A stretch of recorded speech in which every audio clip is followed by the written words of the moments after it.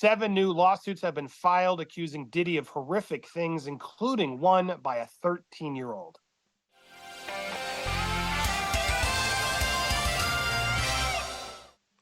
Welcome to Popcorn Planet, everybody. It's Kim, and I am joined with Andy whilst he is traveling today. I'm going to hand it over to you. We've got some news today regarding Diddy, and it's getting pretty crazy. Yeah, I'm here in DC. I'm actually going to be doing an appearance on a show later. We'll give you guys more insight in the channel. But this was breaking, and thank you, Kim, for patching me in to do it because, yeah, we have 7 new lawsuits. 5 of them have been filed so far. We're still gathering all the details. So we'll have a full live taking down all these new lawsuits. So make sure to subscribe, stay tuned. But the one that's getting all the headlines is this one being accused by a 13-year-old at the time. And she alleges in the suit that there were 3, I think, one celebrity gets involved, 2 are watching. Unnamed celebrities are mentioned in the suit, and obviously that's getting a lot of headlines. And it gave me a lot of questions too, Kim, of, well, wow, why aren't you naming these celebrities? I was hoping we could go through the suit, let everybody know, get them informed. And I did talk to Christopher Melcher. I'll give you his insight, share some of our opinions. But yeah, Kim, we're losing track of and count of how many are coming in by the day. And these come in from Tony Busby, the attorney who has the over 120 plus suits. And now he's just dropped 7 more. 5 filed this morning. He announced last night those 7 would be income. But Kim, are you surprised that we're getting them this fast? It seems every week we're getting another, 5 to 10 lawsuits filed by this law firm. I think ultimately, when he said originally that he had 120 potential lawsuits to be filed and that they would begin to come out in the next 30 days, I think it's interesting that we had 6 last week and we now have 7 this week. And to be clear, as Andy said, 5 of them have been filed at this time. They may have been uploaded by the time we upload this video, but it is moving very quickly. But this does bring the civil lawsuits against Sean Combs up until like the 20s. Now we're doing our best to keep track of all of them and all the legal documents. It's a lot, everybody. But this one in particular seems to be getting a lot of attention, the 13-year-old, and we do have the factual allegations here to go through if you're ready to do that, Andy. Yeah, well, if you can read it, let's go through those and then we can discuss. Sure. Okay, so the factual allegations are on and around September 7th, 2000. Plaintiff, then 13-year-old, had a friend drop her off at Radio City Music Hall in New York City so that she could attend the Video Music Awards or the VMAs. Plaintiff arrived at the venue and saw large crowds gathering as artists and entertainers began arriving. And as the event began, the crowd moved inside, but plaintiff, without a ticket, remained outside, determined to get into an after party. She then approached several limousine drivers, attempting to talk her way into the VMAs. One of the limousine drivers she spoke to claimed to work for defendant Combs and told her that Combs liked younger girls and that she fit what Diddy was looking for, not allowing her into the awards, but inviting her into the after party. So the driver instructed plaintiff to return around 9:30 or 10, promising to take her to the party. Later that evening, plaintiff excitedly returned to the driver, who drove her alone in a black limousine with black interior. After approximately 20 minutes, plaintiff arrived at a large white house with a gated U-shaped driveway. And once inside, the 2 men asked the plaintiff to sign a non-disclosure agreement, informing her that she could not discuss what happened at the party. She gave them her name and signed the form, but did not receive a copy. Inside the house, plaintiff recognized many celebrities in what appeared to be a living room. Waitstaff carried trays of drinks, and loud music played throughout the house. Plaintiff observed widespread substance use, including that green, as well as white stuff. And plaintiff accepted a drink, a reddish yellow mixture that tasted like orange juice and cranberry juice, and then something bitter. After drinking just one drink, plaintiff began to feel woozy and lightheaded, making her need to lie down. A photograph of an actual exemplary container used by Combs and or his agent's employees to insert specific substances into drinks is seen below. And looking for a place to rest, plaintiff entered what she believed to be an empty bedroom so she could lie down for a moment. She did not lock the door. Soon after, Combs, along with a male and female celebrity, entered the room. Combs aggressively approached the plaintiff with a crazed look in his eyes, grabbed her, and said, "You are ready to party." Combs then threw plaintiff toward another male celebrity, who we're calling Celebrity A, who removed plaintiff's clothes as she grew more and more disoriented. Plaintiff was held down by Celebrity A, who R''ed her while Combs and Celebrity B, a female, watched. After the male celebrity finished, Combs then AR'd plaintiff while celebrity A and celebrity B watched. Combs attempted to force plaintiff to perform um, using her mouth, but she resisted by hitting Combs in the neck. He stopped. Plaintiff grabbed her clothes and shoes and left the bedroom, roaming undressed through the house looking for an exit as the party continued. And once outside, plaintiff put her clothes back on and left the scene in the dark. Eventually, plaintiff reached a gas station. The female clerk noticed her distress and allowed her to use the phone. Plaintiff called her father, admitted she had lied about her whereabouts, and asked him to pick her up. After the A, plaintiff fell into a deep depression, which continues to affect every facet of her life. So those are the allegations. Ugh.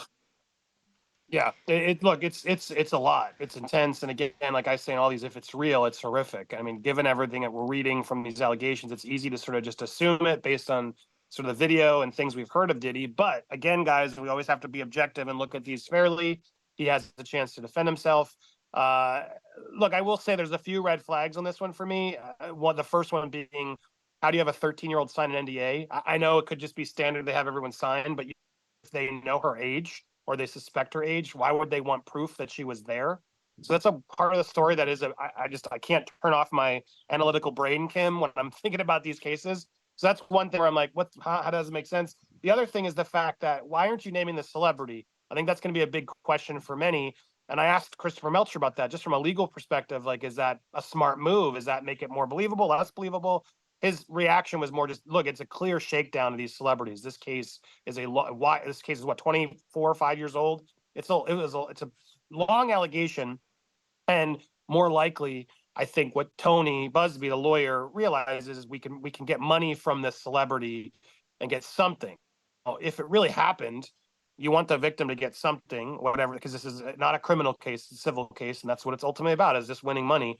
At the same time, you'd think you'd want to name this accuser if they did such a horrific thing. So I'm torn on it. Now, it's a clear shakedown, he said, because it's going to be a question whether somebody wants to pay an amount. And if they pay that amount, does that really keep the information from coming out? And then you got to remember there's several celebrities in this alleged incidents. Does one pay and the other one doesn't? And then it comes away. And then if you pay, try to silence this, is that going to make you even look more guilty? Christopher did say, though, the other option is that these celebrities could attempt to go after Busby and really threaten him to say, look, this is completely far-fetched. You have no proof. This didn't happen. If you even attempt to allege our names in this suit, we will come after you and own you. So it'll be interesting for me to see what the responses are to all these lawsuits, to be honest, but specifically this one, because while it seems so salacious and crazy and like, oh my God, and I think a lot of people are just going to lean in and assume this is true. Who's the celebrity? Let's go get him. I take a step back to sort of figure out what's really accurate here, Kim. And again, I'm not saying it didn't happen. I don't want to not believe, listen to this accuser, but I think we've learned enough now. We have to make sure we're gathering our evidence, hearing all sides, because there are sadly going to be people who pile on. Now, again, a 13-year-old roaming around this party, there's going to be questions on this to a jury for sure. It does say at the end that she talked to her father, so it looks like that's the one piece of proof, right, we could get of the father backing up the story. I would even But what are say your too thoughts, that Kim, on this case? yeah, I would say the other thing too would be if that gas station attendant potentially would be considered a witness at the time. So I think there's a lot of questions about it. I would be interested to see what evidence they do have. I think the other thing I did want to bring up, because it is being heavily rumored right now, we want to be clear, we do not. This is purely speculation. We do not have evidence of this. But if you look at the timeline, Sean Combs was with Jernnifer Lopez at the time of this event, the VMAs. This was the 2001, and this is where she wore that white tank top and the white pants. And they were, as it says in this article here, that she walked alongside her boyfriend at the time, Sean P. Diddy Combs. So because we have these two unnamed celebrities and people are now trying to guess and figure out who it is, her name is coming up in conversation. But to be clear, we do not have any evidence. I've heard rumors that she may have co hosted this party, but I don't know. So we're going to keep our eye on that and do some more digging and try to learn as much as we can about each of these lawsuits and the events surrounding them. But my goodness, Yeah, are people talking about this one? Yeah, what I think you've heard, because I think it's even in the title list. That's important because that I've seen it myself. Everyone's saying, "Oh my God, JLo hosted this party." We have no proof that she hosted the party, but she was at the party. She was absolutely supporting and being there next to Diddy through this period. So it's a fair question to ask. And again, JLo has been so silent on all this. It's shocking to me. To me, it was very telling when the Cassie video came out and she didn't at least throw her support to Cassie. Without she didn't have to even throw Sean under the bus at that point. I think she just needed to say, what I saw was horrific. Again, no celebrity seems to want to come forward and just even condemn what they have seen. And I think it's incredibly telling. And now, as we're learning more of these things, if these stories are true, now we're starting to maybe understand why, because they were at this party. And again, I want to reiterate, even if the truth of the matter is, look, we need proof. It's often a he said, she said, and that can be problematic in the court of law to the jury. But the truth is, like you said, Kim, if the gas station attendant, if the father, or even anybody at the party can confirm that this girl was there at an after party, the VMAs, and she was 13, to me, that's still like, what the F are 13-year-olds doing at the party? And we learned Usher did this. He admitted it at his flavor camp. So I don't mean to seem like I'm against this being a possibility. I'm always trying to be more careful. I think we have to be as an outlet. And even if if there are people that can place this girl at the party at that age, well, that's going to be an immensely bad look, and it's going to make me believe her even more. Why are you letting these type of people into this party? Is the main question. And JLo, you were at the party. You were dating him at the time. It's hard to just not assume that there wasn't a little bit more involvement. So again, I need to hear from her. She needs to speak up at some point, because right now the silence is deafening. Yeah. And the thing is, like, we can make our assumptions about where she was that night, and we know that she was dating Diddy at the time. There's lots of questions.